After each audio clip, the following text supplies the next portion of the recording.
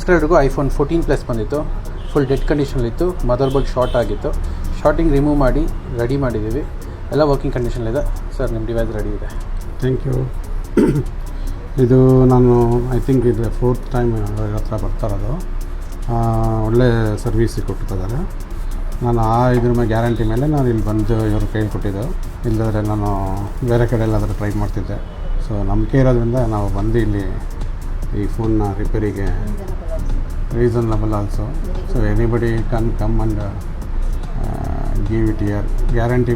ಒಂದು ಎಲ್ಲರಿಗೂ ಭಯ ಇರುತ್ತೆ, ಯಾಕಂದರೆ ಬೇರೆ ಕಡೆ ಹೋದಾಗ ನಮ್ಮ ಮೊಬೈಲ್ ಯಾವ ಥರ ಇರುತ್ತೋ ಕಂಡೀಷನ್ಸು, ಅವ್ರು ಯಾವ ಥರ ಟ್ರೀಟ್ ಮಾಡ್ತಾರೆ ಅನ್ನೋದಕ್ಕೆ.